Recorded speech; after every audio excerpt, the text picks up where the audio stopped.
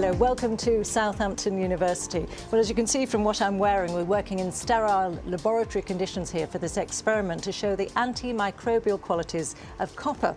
Let me introduce you now to Professor Bill Keeble, who is the Director of Environmental Healthcare here at Southampton and a microbiologist, of course. Let's go sequentially from there. So does that mean then that what the surface is made of can make a difference? Very much so. Is the surface hard and non-absorbent? Is the surface absorbent?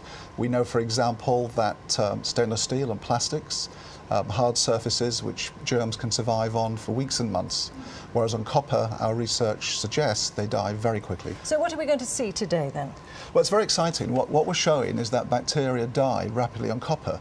So we've set up an experiment for you where we're going to inoculate surfaces. We will compare stainless steel against copper. And hopefully what we're showing is that bacteria die rapidly on copper. So we've set up an experiment for you where we're going to inoculate surfaces. We will compare stainless steel against copper. And hopefully what we can show you is that the bacteria will survive very well on stainless steel, but using a special dye system, we will show that they die very quickly on copper.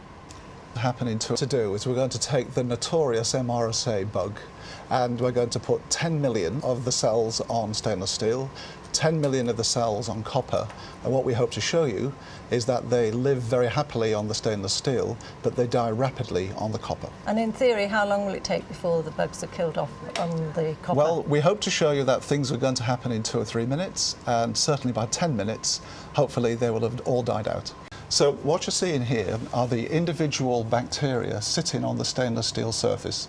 We've used a special dye which shows that while they're bright green, they're still alive. Right. What we're hoping to show is that they will fade away as they die on the copper surface, which will be contrary to what happens on the stainless steel. Well, you can see lots of brightly stained bacteria on the stainless steel surface. So not much change there? Not much change there. Copper? And here's the copper surface. May not look too different to you, but in fact, if you look very carefully, we're just starting to see some of the cells beginning to fade out. So these would be the first signs that they're starting to die on copper. So yes, you can see they're still as bright as at the start of the experiment. So and no copper? influence. And on this one, you can see they're even paler. So very few cells surviving now on the copper surface, even though we put 10 million on there to start with. Now, what is the scientific process that's happening here? How are these bugs being killed off? Well, we're starting to understand that copper works by multiple means, and it shuts down the cell's biochemistry and physiology. Yes, they're still surviving very nicely on the stainless steel. When you say very nicely, how long will they stay there for now? Oh, they could be there for days or weeks. Days or weeks? Let's Yes. look at copper. Well, I think now we're struggling to see anything on this image, showing that the bacteria have all died off on the copper surface. So, from me here in Southampton University, from Emma and Sam on the microscopes, and from Professor Keeble, goodbye, and thank you very much for watching.